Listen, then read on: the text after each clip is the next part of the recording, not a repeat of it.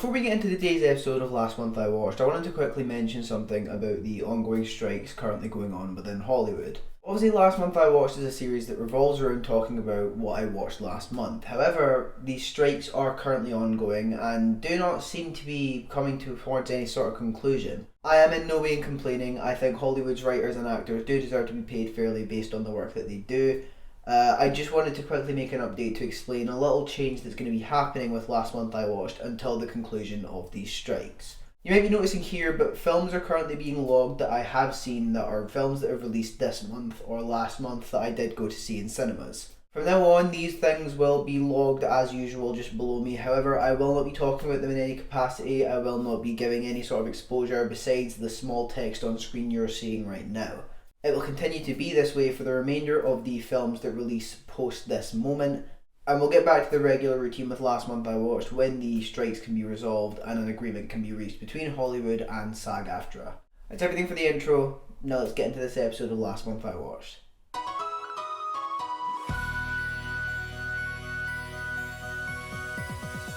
Hello everyone and welcome back to everyone's favourite letterboxd log show. That's right, it's time for this month's Last Month I Watched. Now, if you're not overly familiar with the series, this is the letterboxd log show where I take a look back at everything I watched the month before. It's in the title, get with it. Without even wasting any time, I understand that this is going to be a bit of a shorter one with things that I have brought up prior to this moment. That doesn't mean we have to be down about it. This is Last Month I Watched. This is the one time in the month that we all get to be happy. So kicking things off, last month I watched the Mission Impossible movies. I rewatched all of them in anticipation for the new one. So from Mission Impossible 1 all the way through to Mission Impossible Fallout were my first viewings of the month.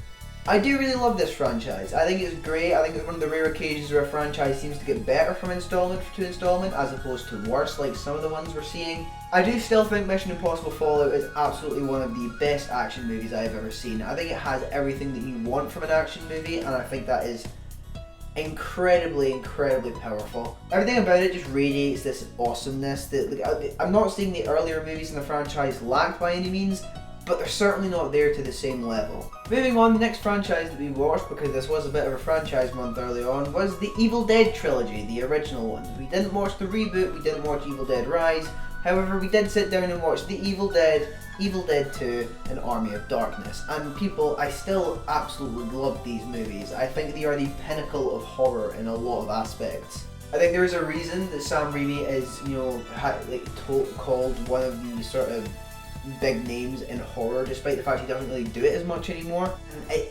These movies justify that. These movies show why he is still one of the big names in this genre. Evil Dead 2 might just be one of the best horror movies I've ever seen. Army of Darkness might just be one of the best examples of blending comedy and horror into one. The Evil Dead as well, it's a staple, it's an icon for what it is, it's a staple of that moment in time. I absolutely love this trilogy, it's amazing, and I think this franchise in general, starting with this, I don't know where I was going with that. Next up, we also watched The Mitchell vs. the Machines, which is a very good movie. I love it so much. I think it's probably one of my favourite animated movies. We did tend to go through a lot of my favourites this month looking at things. The Mitchell vs. the Machines hits all the right spots for me. It's a comfort movie. It's one of those movies that does make you really emotional if I'm in the right mindset for it. And for those of you thinking, surely if you're in the right mindset, you're not going to get emotional during it, I beg to differ. I think the best mindset to be when watching a movie is where you're allowing your emotions to be wound up in it, to be to become connected to the film in a sense, so that you're feeling what the film wants you to feel. And I think Mitchell vs. the Machines does a stellar job of, capturing the emotions, capturing your attention, and then giving you an outlet to let those emotions flow freely. I'm really waffling this time. You can tell I'm trying to pad the runtime. Trust me, the runtime is going to be padded by a bit of a rant about something. We then followed that up by watching You're Next. This is a very fun slasher movie, something I would like to talk about in the future on the channel now that we're going down more of the horror route. Very self-aware, it's almost a Ready or Not type movie in the sense that the female protagonist is just this badass from the beginning. No, that's a bad thing. I think the main character in this movie is fantastic. I love her. Her accent is great as well. I just love Australian accents. Shout out Caleb if you're watching, Mr. Oda. Minority Report is another film that we watched. It's a Tom Cruise movie directed by Steven Spielberg. Spielberg, which I didn't realise he directed it until this time I watched it. This is a movie I've seen a lot of times. I haven't seen it for a number of years, to be fair, but I remember really enjoying it, and I watched it this time. It's pretty good. It's pretty fun. I like the concept. I think it's pretty interesting, and I think, as usual, Tom Cruise does a pretty good job as the lead. Visuals are fun. The story, again, I enjoy it. It's a pretty good action movie. It's a pretty good turn your mind off and enjoy it movie. And the last thing on the rewatches this month, we watched one of my favourite childhood movies, because we're continuing on that trend of favourites, Hoodwinked. Now people, you might hear that name and you might think of nothing, and to that I feel sorry for you. I feel nothing but sorrow. Hoodwinked might just be one of the greatest animated films of all time. Now if you don't know what Hoodwinked is, allow me to sell it to you in a sentence or less. Mystery starring fairy tale characters. Fuck, if this class that full stop. I really didn't sell it that well. Honestly, I think I could have sold it really well, and then you'd probably be disappointed. I think I've gave you reasonable expectations for this thing, so if it's not that good, you should have known from how I sold it to you that it wasn't going to be great. But no, it's still a guilty pleasure movie. I really love it. The animation hasn't aged all that well, and I'm still confused to this day as how they got the likes of Anne Hathaway, Patrick Warburton in this movie, because it doesn't look like a movie that would star those types of people. Moving on to the TV series that I watched this month, there is only one, and this will take up the majority of this video's runtime, I feel. So I watched Secret Invasion, and I am incredibly blown away by how unbelievably bad it was. Listen, I gave this thing praise. The last time where I covered it in the last month I watched, I said I'd watched the first 2 episodes. I thought it was pretty good. I reviewed the first episode in letterboxd. I gave it positives. I said good things about it. I retract all of those positives, not really, because they're on the internet now forever. It's where they'll stay. My god, what happened to Marvel? What actually happened to Marvel? Now there might be people saying it's been shit for a while. I've been in denial. I don't understand how a company that, when putting out Guardians of the Galaxy Volume 3, in the same year somehow manages to put out Secret Invasion. It makes absolutely no sense to me. The level of quality control coming out of that franchise at this point is next to none.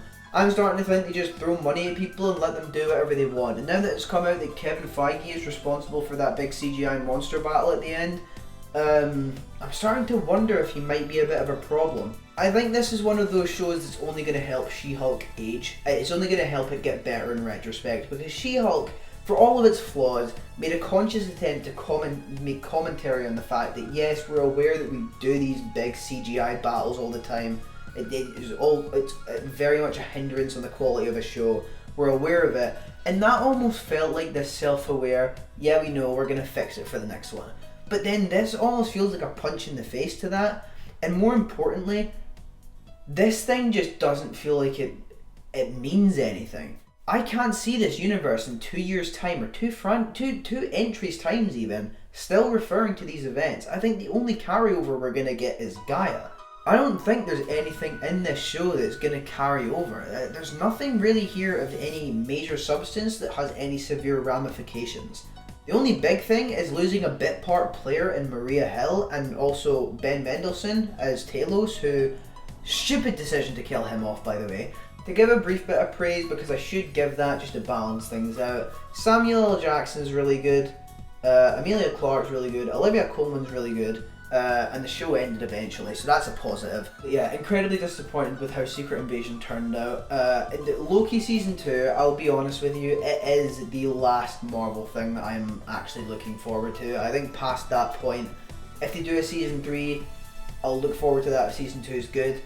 And if not, it's really just Spider-Man from that point. I don't care about this franchise anymore. And that is a sad realisation, and one that I will hopefully be talking about at some point on the channel if I can ever finish that script. Now moving on to the 2 films that I can talk about from the first watch section. We're starting off with Your Name, which is another film that was recommended to me by my flatmate. We sat and watched it. I can't lie, people, I thought it was good, and now the more I'm thinking about it, the more I'm realising it might just be amazing. This is also the first time I'm admitting this out loud, because I'm scared to say it to my flatmate, because I don't want to self-admit the fact that I'm not the only person in this place that has good movie taste. You might be thinking that's a little bit arrogant, you don't know who you're talking to. But yeah, I really loved Your Name, I loved the concept of it. It did take me a while to get into it. It took me maybe around a third to a half of the movie, but when I got into it, I was there. I was hooked the whole time. I really think it was beautiful. I love the score as well. It's the same vibe to Silent Voice. That was another film where I really adored the score in it. And yeah, big 2 thumbs up from Media 13. I would give 13 if I could, but I'm not from Liverpool. And secondly, we watched The Blackening, which again I will not talk too much on because I'm not really sure on the level to which I can speak about it, because it is a 2023 release. So I will just say, really good movie. I enjoyed it. It plays on a lot of horror stereotypes, and I enjoyed seeing the play on that here. For obvious reasons, you know, if you've seen the movie, you know that I'm not really that qualified to talk about it. I'm not qualified to go into the details about it. It's set during a holiday that admittedly I don't know enough about to, you know, make any sort of claim about whether they did any faith to it. But yeah, it's a fun horror movie. You should definitely give it a watch if you haven't already. And that's everything for what I watched in July. So that's been the last month I watched for this month. If you've seen anything that I've seen here, be sure to let me know down in the comments below. Let me know what you thought of the stuff that I've seen. Let me know what you thought of my opinions. Please just leave a comment saying anything, because I miss getting them. Also, be sure to leave a like if you enjoyed. Subscribe so you don't miss out on next month's last month I watched, as well as this month's Friday the 13th video. But that's been everything from me. My name has been Jordan. I hope you're all having a fantastic day. And I'm gonna go edit this because I'm recording it the day it's supposed to come out.